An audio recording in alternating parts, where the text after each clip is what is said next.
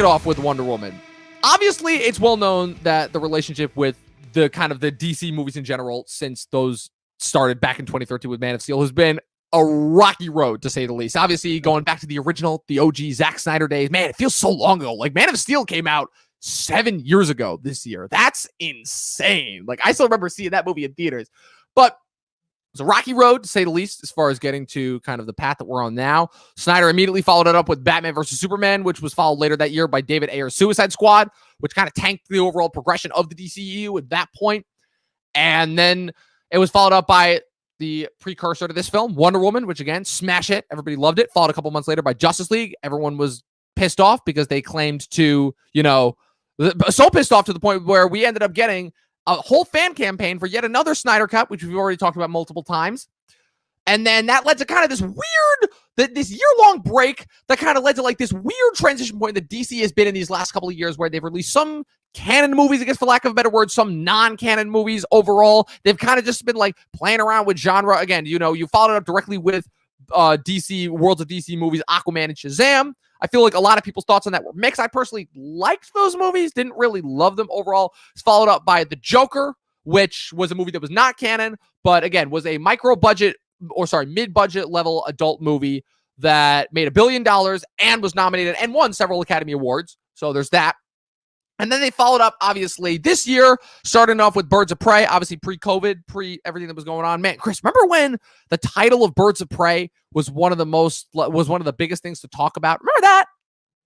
Oh, yeah, and the emancipation of one Harley Quinn. Oh, wow. I'm impressed that you actually remembered that subtitle. I remember stupid things. That stuff was, that shit was so stupid that it's like, I'm like, it's funny because we like, every single time we want to give Warner Brothers the benefit of the doubt as far as like, they can improve and they can, because it's not even to the point where Marvel is beating them like with both hands time behind their back. It's the fact that Warner Brothers is intentionally tripping over their own feet. It's like every single time we think that they can't out-stupid their last move, they somehow do. To the point where whenever they do have a success, we're almost like giving them props for just like not fucking up. It's kind of sad when you think about it, especially when you have, and I feel like I myself have both made well known that our relationship, I think, with the comics of DC kind of trumps our love with Marvel. And again, the thing that's so shocking about the Marvel movies is just the fact that they've been smacking the DC movies around like since day one overall. And despite, I would say, the kind vast undisputed, for sure. Yeah, but despite, I would say, when it comes to the vast superiority of the comics, the TV shows, just everything other than the movies that DC, and again, even their solo movies they put out that were non-canon prior to this. Again, this is we got, for the most part, every Batman movie is a success. The Christopher Reeve Superman movie back in the 70s. Like, I don't know what it is that happened with DC recently as far as just their leadership or just their general approach to their movies. Like, I have no idea overall. But yeah, I mean, Jeff Johns really isn't delivering the way I thought he would. Maybe that's a podcast for a different day, but he's one of the reasons why I kind of got involved in this whole nerdy space to begin with. Like his Rebirth runs and even before that, his New 52 runs, especially that Aquaman run, is so coveted and so legendary. And he's like the guy overseeing all that, creating this Flash lore that we now know and love. And just to kind of see what happens now that we've had so many movies under his supervision, it's there. Let's just say there's more misses than hits, unfortunately, as someone who is more so a DC fan than a Marvel fan. I'm actually really glad that you brought up Snyder overall, because again, obviously the DC Extended Universe, the Worlds of DC, sorry, Johns. Yeah, Johns. All good. Whatever name this kind of subversion of Warner Brothers superheroes decides to go with, again, it's gone through a couple of different leaders. Obviously, again, Zack Snyder kind of leading the charge with the Man of Steel, Batman versus Superman run. Then again, I believe Jeff Johns came in, I believe it was around 2017 when it was between Wonder Woman and Justice League. But a lot of things, above all things, there was also the big thing where Warner Brothers was going through a change in leadership overall at this time. Again, Walter Hamada famously came in and replaced the last guy who was the last CEO under whilst the Snyder reign was going on. And the ironic thing is that, like, for the amount of changes in leadership that have happened, again, they just keep seeming to get worse overall. And every single time they seem to have a leg up, they just trip and fall down another flight of stairs and have to climb back up again. So at the risk of sounding kind of too perverse with that last metaphor right there, I was not trying to make it too obvious with the Sisyphus metaphor. That brings us to Wonder Woman 84. Famously a movie that, like every other DC movie that seems to have come before, that has been racked by problems going into it. But ironically enough, not because of the work of the studio overall. Mostly, again, just because dared to be a movie that tried to come out in the year 2020 past March. And so as a result was delayed and delayed and delayed and delayed. But of all the movies that got pushed back to next year or pushed directly to streaming, this was the one that they were like, no, we are sticking to theaters. At least until Warner Brothers came in and was like, nope, going on HBO Max for Christmas Day. And that's going to be a start of our new strategy where we're going to release everything on HBO Max for a month at a time and effectively kill theaters. So this movie comes out Christmas Day. Again, it's a big shock. It's a big event overall. Again, it's like finally we're getting a big budget, because this is different than, like I said, than all the movies that came before that. This is a big budget superhero movie that we're getting directly in our living rooms on Christmas Day. It's been a while. It has been a while since we got a movie of that caliber in theaters. Like I think the last one that we watched was Birds of Prey, because the majority of movies that we watched in theaters prior to the shutdown we went and saw Tenet. Obviously, Tenet was the biggest blockbuster since Wonder Woman to really drop. Right. Yeah. And that didn't get pushed back to another year or whatever. That was another movie that just Chris Nolan, could not fight the COVID. Well, tried, failed when it really never had a shot to begin with. Again, that's a podcast for a different day. Again, tune in for a certain Talkin TV host's reaction to that movie when he watched it for the first time. Oh my God, I can't wait. But so, Chris, this movie drops on Christmas Day, and everyone is anticipating. I remember, obviously, my family were raring to go after the presents were open. They're like, all right, we got HBO Max finally, because I've HBO Max, ironically enough, right around that time, finally made the deal with Roku so we can get the app on Roku so we can watch it on TV. We turn on Wonder Woman 84. And Chris, what were your thoughts with this movie? Well, first off, rather than asking you what your thoughts were after you finished the movie, what were your thoughts about like a couple minutes into the movie? What were your thoughts about halfway through the movie? And then what were your thoughts once the movie was finally finished? Because I feel like it's like a little bit of different reactions there just based off of what I've heard from other people, kind of. Yeah, I mean, the opening sequence is safe. It eventually went on to do nothing to enrich the story. There was no amazing callback with that character moment where we see young Diana sort of competing in this triathlon, and of course we see her win, spoiler alert, but she doesn't win the honorable way. So we harken back to that moment in the first movie where the queen tells, I believe that's her aunt, be hard on her. Be harder on her than you'll be on anyone else. And so she was, and she got the win stripped away from her rather in the final second. And I thought, okay, cool. It's familiar. I liked the first film. I don't think the first film was incredible by any means. I think it was as close and safe as you could play it, but it worked out because Gal Gadot is very charming in this role, or at least was. We'll get into that. And Chris Pine was a very strong sort of fish out of water storyline, enlightening her on the way the world works type role. And they had a great chemistry in that first film. So it starts off super safe, and it refamiliarizes you after it's been 3 years with the Wonder Woman setting, which is cool. I mean, I was not thrilled with that creative choice, but it certainly wasn't the poorest of creative choices they could have made. So needless to say, I was feeling curious and hopeful, as I think most people should if they enjoyed the first one, or at least didn't hate the first one. I feel like the jury might be out on that one.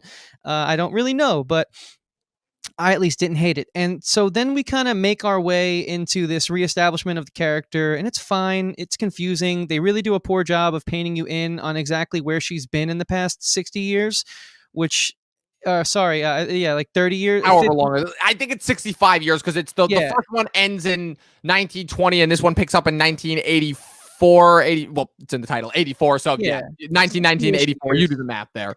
And which is fine because, I mean, we know the character. She's made other appearances in the DCEU since, so we at least kind of aren't left without context where we're like, what happened? It's been 3 years since I saw that first movie, and I'm just thankful for connective universes sometimes because we are at least like a little more familiar with her than I think audience would normally be, with especially how this goldfish mentality, it's here today, gone tomorrow.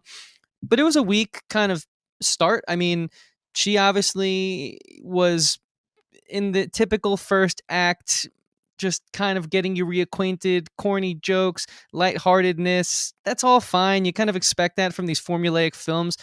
Obviously, it's not like the Marvel formula, but DC, these action films, I did a Mission Impossible binge, they all hit the same beats. You hit the beats you need to hit. It wasn't the greatest, I'd say, execution within this formula, this template.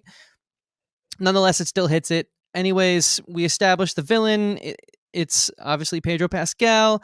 It's not the greatest at this point. So I'm feeling kind of tepid is the word I'll use going into the second act.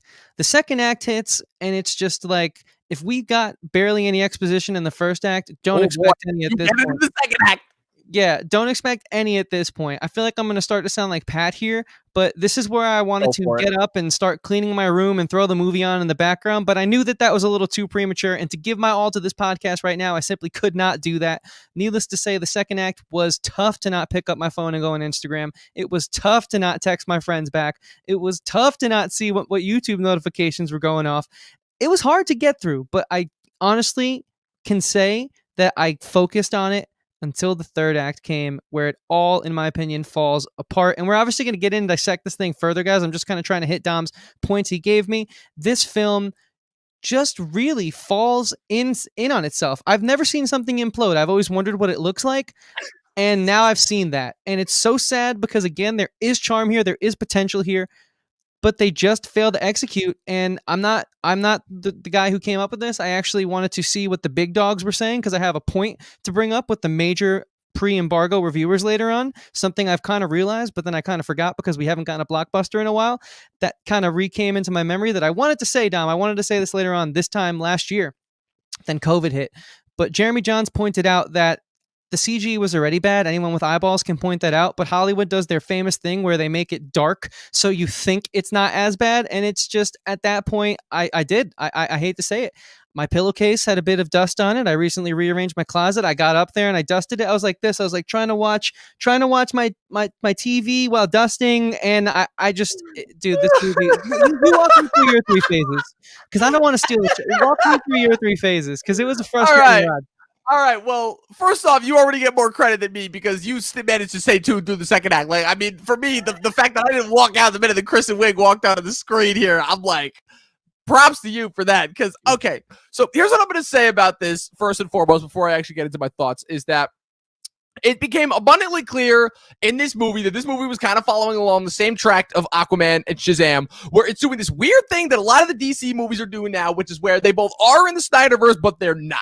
Where they go all but acknowledging the fact that they are the same characters and they are in the same timeline that appeared in Justice League overall. Which, needless to say, again, it's so hard to compare movies, superhero movies continuity overall. But again, when Marvel has done how many movies now, and they've made their chronology and overall continuity look flawless, it just makes other superhero franchises, just knocks them down a peg. And the fact that this movie expects me to believe that this took place in 1984, in those 100 years that happened between the first Wonder Woman and Batman vs. Superman and Justice League, and we're still expected to believe, oh, wait, Superman's still the first hero and nobody's ever seen a hero. That's like, but again, that has nothing to do with this movie overall. So I'm going to kind of try and leave those opinions out the, not here. And so I start this movie, and I'm not going to lie, at the opening scene, I didn't like it, but it wasn't the worst thing that I've ever seen. Like, again, I'm like, I knew exactly what the movie was going for, just as far as showing, it's like, oh, she's going to have hard choices to make overall. And then, like, once we get through the first act and everything, I'm like, this is stupid. And I've seen this before, but this is like, I'm just like, it's whatever overall. And you know what it is? Again, because it wasn't really a three phases step to me. Like, I didn't have kind of the, oh, this is whatever, to, oh, God, why do I care, to, oh, God, what is this movie? I didn't really have that reaction, weirdly enough.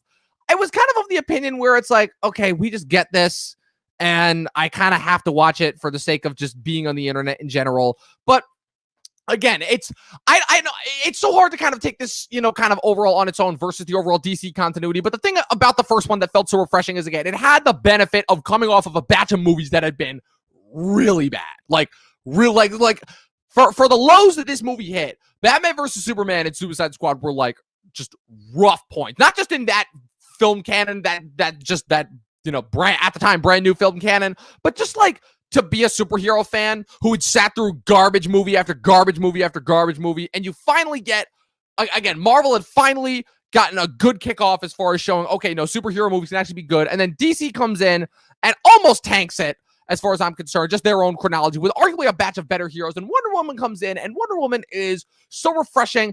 I'm not going to say because it's safe, but because it's able to kind of take all those familiar beats and actually kind of utilize them well.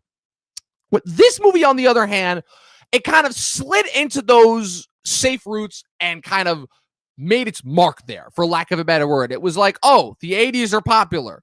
We're going to shove that in your face. Oh, Donald Trump is popular. We're going to make the villain a Trump-esque figure who's secretly a pathetic loser, but really wants overall power. Sure, that's an easy thing to do. Oh, we're going to literally give the only other important female character in this movie the Jamie Foxx storyline from Amazing Spider-Man 2 and kind of this faux attempt at portraying feminism compellingly, right? Again, at the risk of sounding kind of too at the risk of sounding like kind of too anti-feminine, I just wanted to put that out there overall.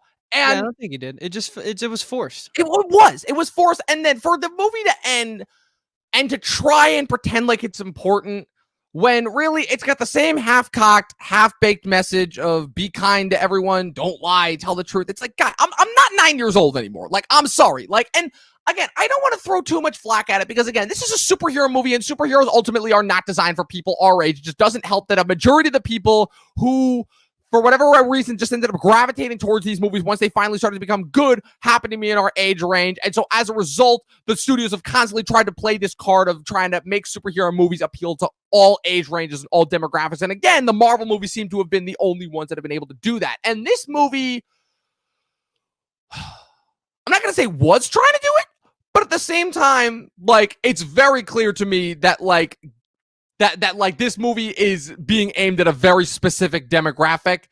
And I think probably the only surprise that I can say after seeing this overall, is saying, okay, I'm actually surprised that this movie got more mixed reactions than I was initially going to be led to believe, if that makes any sense.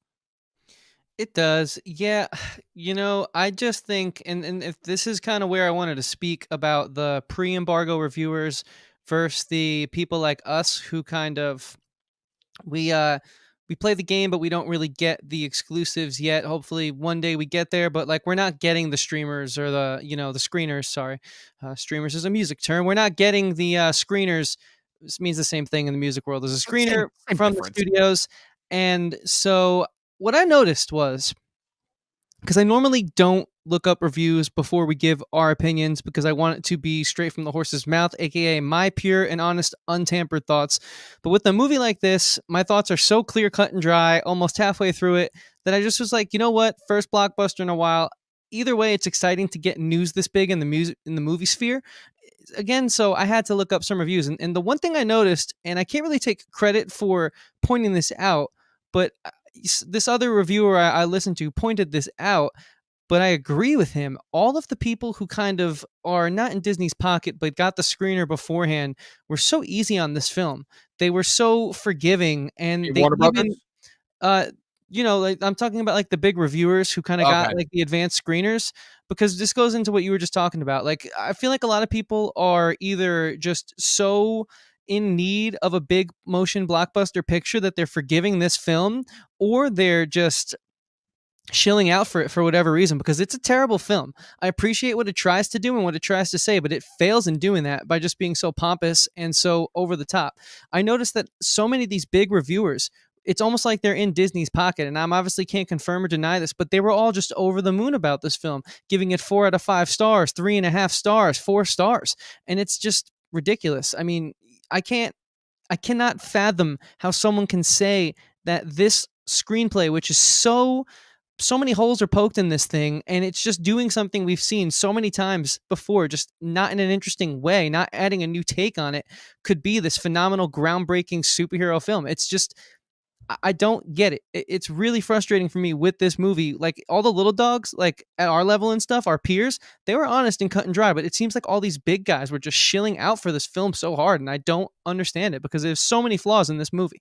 I think it's interesting that kind of, just that shows just how out of the loop I am, because I think that every review that I saw, because again, I've just like kind of tuned out of like the big name reviewers, because I'm like, they're all going to be in the pocket somehow. And I kind of, again, I'm not going to say I kind of realized that early, but again, it's like you're in that, when you're getting in that position where you're getting those screeners from these companies, it's like, you're going to feel like you're in that sense of privilege. So just by nature of like feeling that pure pressure of being in that same social club, I kind of understand where those thoughts come from. That's why I kind of just don't gravitate towards those types of reviewers anymore. And I just, again, I go back to me, still the most accurate form of movie, critique, for lack of a better word today, is in peers. Everyone's got a voice, everyone's got social media, and everyone, when you get a zeitgeisty kind of movie like this, uses that. And that's kind of what I go through. And again, outside of the normal people who are, again, just happy to have a new big movie to watch, I was actually surprised by the amount of people who tended to agree with me. Overall, I found a lot more lukewarm reception kind of amongst my peers. And I think that tells you something overall. And if anything, again, it just allows me to admire the fact that, again, people are not so desperate for entertainment that they're going to give this movie a free pass overall. Like, I have to give credit where credit is due, where this is a movie that, again, if I feel like if it had come out in theaters like a year ago, I think there would have been the lukewarm reception, but it still would have had kind of that overall, just general word of mouth overall. Oh, did you see the new Wonder Woman overall? But I think that overall, obviously, kind of the impact of streaming makes a difference as far as that goes. But yeah, just like this movie.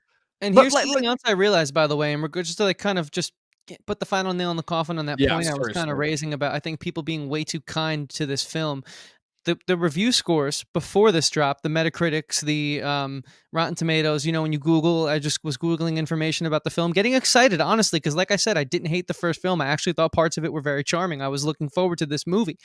I noticed it was in the 80s, 85s, and now that sort of the pre-embargo reviewers have been sort of flooded by the regular normie reviewers who kind of went in and didn't get the privilege of getting this film early. It's down to like a 60 to a high 50s. All right. I think that just shows the people are speaking, and I'm really glad that we're not settling for nonsense, because I feel like with the theaters being cut out of the process, corners might get cut. And I think this is a good example of the people not allowing that to happen, because the theaters are a big part of sort of keeping the studios beholden to a high standard, because we're not going to show this movie if it's not going to get butts in our seats. We could show something else, and once we lose that, we kind of lose that accountability. And I feel like the people are doing what you said. The lukewarm responses, I think, are warranted, and I just don't understand all these people praising this film, because we can get more into the specifics of the film, but that was just something I noticed in the whole zeitgeist that was just blowing my mind.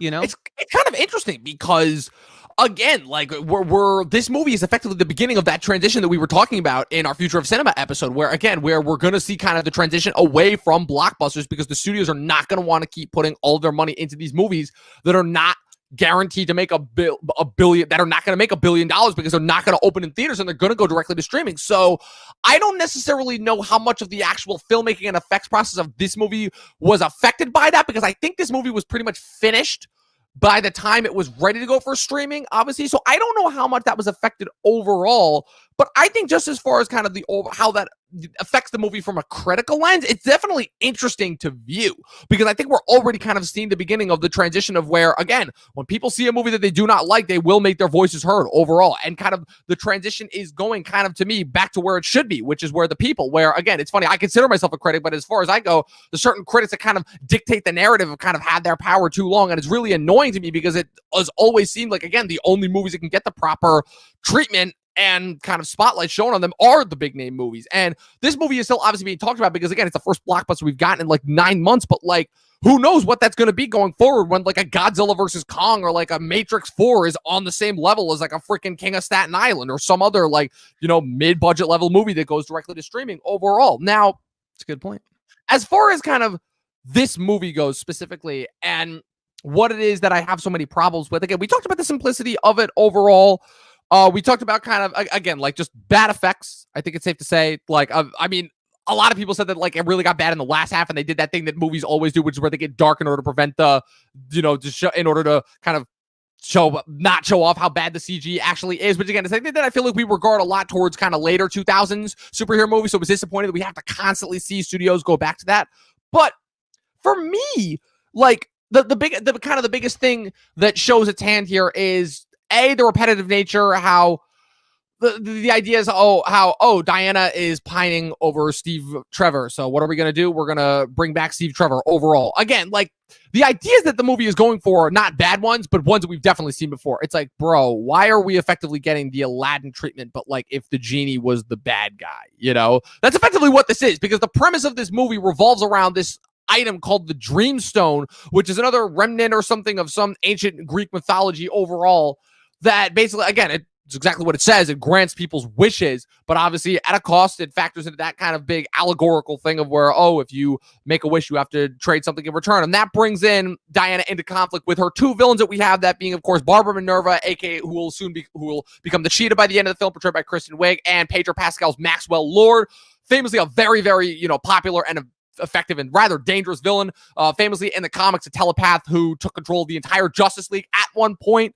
I don't remember who was the one to snap everyone out of it. I don't remember if it was Batman or Wonder Woman, but again, a very threatening and imposing villain overall. And the idea being that, again, it's just the fact that he's just a regular guy who can control some of those powerful people on Earth. Again, just those stories are always relatable to a certain extent overall. It's really disappointing because in George Miller's unmade Justice League that was going to come out in 2006, they were going to make Max Lord the villain and Jay Baruchel was going to play him. And that's a casting to me that I'm like, wow, that is such a tragedy that we never got that. But Pedro Pascal's characterization of the character overall, wow, that was repetitive at all, is again presenting him as this kind of faux Trumpian businessman who appears to be this giant TV mogul, but in reality, he's just a giant phony, and he's looking for kind of a quick fix. And obviously, in comes the Dreamstone overall, and he kind of incorporates the Dreamstone into himself. And again, it's a lot of superhero movie logic. Again, it's not really necessarily anything that you have to think about. It's pretty understandable overall. And he goes around causing and messing up, world peace in general. And Diana, of course, has to stop him. But Diana, of course, unintentionally wished upon the Dreamstone for Steve to return. So Steve's, and this was the thing that I feel like this was the biggest question that a lot of people were wondering going into this movie is, how is Steve Trevor going to come back? And he does this. Effectively, the Dreamstone basically hijacks this one random guy's body and transforms him back into Steve overall. And that's kind of like how Steve Trevor comes back. But of course, I think like kind of a big problem that I have with it is effectively that Steve Trevor, who I think for the most part had a really good relationship with Diana in that first movie, I think he provided like kind of the idea that he effectively had like kind of the sidekick part overall, but the fact that he was still able to like be like a competent part, it was a rather, dare I say, complex part that they had to pull off. And I think him and everyone kind of involved in making that character come to life. And the first one pulled it off. And I'm not going to say that bringing the character back is redundant, but it certainly is kind of annoying when especially becomes apparent that he becomes even more of a plot device in the actual plot device in the movie, which is the Dreamstone, where he is literally only there to show Diana, oh, you're going to have to let go of him. And I'm like, Right. Really? That's what we're doing here? Okay. Yeah, man, this movie is just so baffling because, like you said, if it wasn't so cut and dry, they really don't explain anything. There's no nuance to sort of these tropes being revisited either. Like, there's no unique spin on it. That's the one thing that I'll give sort of the original Spider-Man films, or like the original Batman, like the Nolan, sorry, not the original, but the Nolan trilogy. Like, there are some tropes in there that all superhero movies have, but what those directors and those creators and those characters bring to those films, just take it and add something slightly different. And I think that's why those have become so iconic and so immortalized in the pop culture, even so many years later. And I bring those up because those are examples of good DC films, and in fact, good DC trilogies, that which Wonder Woman possibly could have become one had it not had this very unfortunate misstep, maybe even backward step, because now we know Patty Jenkins is leaving the project. But yeah, to speak to what you're saying, or it's rumored she might not return rather, but to speak to what you're saying is, this movie is just, it's so dumb that it doesn't even benefit itself. It's so dumb that it's not smart enough to make good decisions that entice you and keep you into the film. And it really, to me, was probably one of the biggest waste of times I've had watching a film in 2020, which is unfortunate.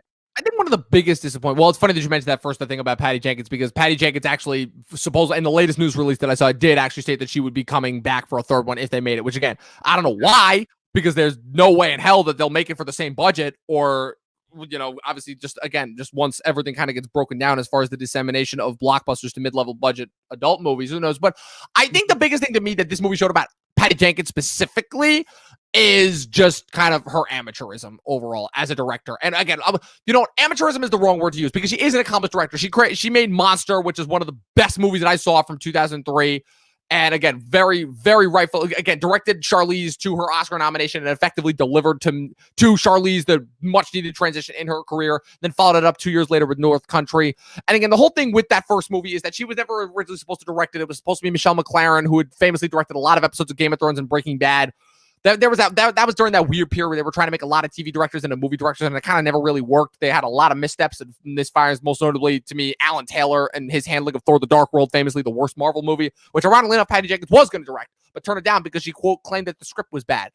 But the thing that I think kind of is the unspoken truth about the first movie is that during the first movie, everything was still very, very much in Zack Snyder's hands. And Zack Snyder was coaching Patty Jenkins throughout that whole first movie. And it shows, to be completely honest, because there are parts of that movie that feel like a Snyder movie, but not directed by Snyder, if that makes any sense. Like, it's got a very similar visual aesthetic to that movie, to some of his other movies, that were released at that time period.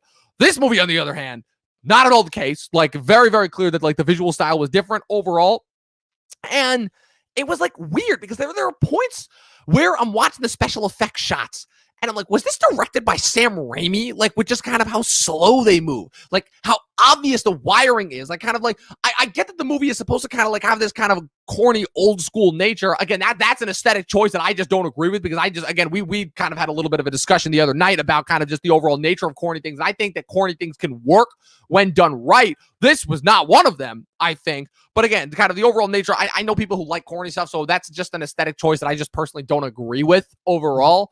I mean, I don't think you need to make everything dark and moody and grim, but like, you don't have to go to the opposite end of the spectrum. But for this to kind of be kind of the follow to effectively DC's saving grace, and arguably still, I would make an argument to say kind of not their best movie by default, but obviously one of their better ones. And for it to kind of just be this, like, where there are certain sequences in this movie where I see, her running up this very clearly, staged CG screen that's made to look like this gorgeous Greek amphitheater set against the backdrop of an island and an ocean. And I'm seeing a glare pop up on her character. I'm like, what is happening here? And then when she's like kind of, the scenes where she's learning to fly, and I feel like I'm watching the original Christopher Reeve Superman. Like, I mean, the movie is very clearly specifically trying to emulate those movies, but I don't think it does it kind of, it doesn't do a kind of a service to it almost, if that makes any sense. I agree 110%. I mean, I've heard the mall scene, people were like, oh, well, they were trying to create sort of that, like, very whimsical action sequence that a lot of the 80s films had. And I'm like, okay, you could say they were trying to do that, but they, in my opinion, failed to do that. Instead, they just kind of wasted our time. It was boring. We've already seen her at the full grasp of her powers in the other film, and we could have just sort of cut some of the fat there. And this film, to what you were saying, this film just, I mean, it's a shame because they had 3 years to make it, but it really seems like they needed a lot more time in the developmental phase. And hey, look, the one thing I was thinking is maybe the way it reads is so much better than it was executed and shot and produced. I believe that. I could believe that, but I don't think it reads that much better either. It's such a corny principle. We need to see what we have, because then we realize that what we have isn't worth giving up. And it's just like, okay, cool. We're gonna in a few minutes talk about a children's movie that achieves that, but even on a deeper level, 10 times better. So it's like, I don't want to hear those excuses. I'm sick of all the excuses for this film, because it is clearly a terrible film. Yeah. And that's kind of where I wanted to wrap up my points talking about this movie, because I did very much want to jump into Soul, and I think I made it most apparent to you that I'm like way more excited to talk about that movie. Again, no spoilers for that movie just yet, but I think that's kind of the biggest reason why I'm not going to say I'm not as disappointed in this movie as I should have been. I think that maybe that's mostly, and again, for as bad as this movie was, and this is a bad movie, I don't hate this movie as much as I would some other movies. And I think another big thing, again, this is where I have to give credit to the people who watch this, who are like, the biggest thing to me, where I feel like if this movie had come out 2 or 3 years ago, even if it wasn't a theater, is the biggest thing that everyone will be talking about would be kind of the things that this movie accomplishes just for the sake of being another big budget blockbuster movie, whose entire purposes are to entertain. But the thing that I was getting really, really annoyed at was kind of in the last couple of years with these bad movies that people were willing to give passes because of implied social messages that the movie didn't even itself care about. And the thing that kind of impresses me the most about the people is that this seemed to be a movie that was like primed to be critic proof overall. Where again, it's like, I feel like I was waiting for like somebody to come out in this movie and say, oh, well, if you don't like this movie, then you just don't like women superheroes. I was waiting for one of those responses overall. And the fact that like we didn't get any, and for the most part, like it's just been well handled overall, and just be like, no, we're saying we don't think this is a good movie because it's in a good movie. That to me, as I think my biggest takeaway overall from that, if that makes any sense, kind of. I think that there's a few different ways you can look at it. I'm really it gives me positivity that you see it from that scope. I do think a few people in time will sort of come out in contradiction to what you just said. But Hoping not. what overall it does do, in my opinion, if people really embody that message, is show that, hey, maybe we're moving past all of this super intense, if you don't like us, then you're that. I mean, maybe we can just critique a good movie or a bad movie, whether there's men or women in it or whatever, because it's not a good film. And so many people loved the first one. I myself thought it was an I awesome enjoyed the first action movie. So I just think I hope we're moving past that, because I think Yeah, that really diminishes art as a whole, and I think that was one of the worst parts of this past decade, in my opinion. I agree. This Specifically, is the the end of second the half year much episode, more so than the first half. But yeah, Yes, I totally agree. So Dom, before we move out of here, I have nothing really else left to add aside from my rating. If you want to jump into yeah, our same. final Again, score. like I don't really have much else to talk about with this movie as far as kind of overall. Again, like I don't. Here's the thing. I don't want it to be in the worst of the year because technically made it's not the worst movie I've seen of the year, and I think that and I still think that there are other movies that I think would deserve this spot. But again, this is not one of the better movies that I've seen overall this year. It's definitely a movie that, again, well, I think that the biggest difference that I wasn't looking forward to this movie as much as everybody else was, but for this movie to just come and go and be what it was and not be as awesome, this movie is just for all the problems that we listed off. This is only 2 out of 5 stars for me. Yeah, wow, I can't believe you gave it that many. For me, this is hard to say. This didn't come without a lot of thought and consideration, but this is a 1-star film. It fails to deliver on almost everything. If it wasn't for Gal Gadot being so goddamn charming as this character, I really wouldn't be able to find a star to give this film. And I hate to say that. I hate to be that super harsh guy, but I gotta be honest. Well, like I said, just good on you for being on it. And the only reason why I give it 2 is because, again, like, for a movie to, like, be 1 or even lower than a 1 for me, I'm like, that movie has to, like, be exceptionally bad, like, poorly well made, poorly executed, just, like, annoying and ingratiating to watch. And for me, I've seen a decent amount of movies that, like, were much, much worse than this level kind of for me overall. Fair enough. Well, Dom, let's jump into it. Yeah, let's talk into, like, the actual